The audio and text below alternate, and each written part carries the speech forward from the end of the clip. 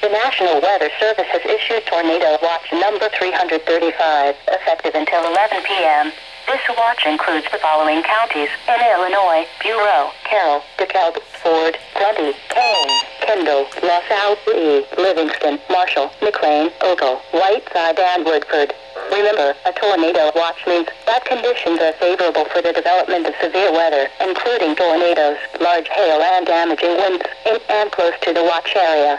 While severe weather may not be imminent, persons should remain alert for rapidly changing weather conditions and listen for later statements and possible warnings. Stay tuned to NOAA weather radio, commercial radio and television outlets, or internet sources for the latest severe weather information.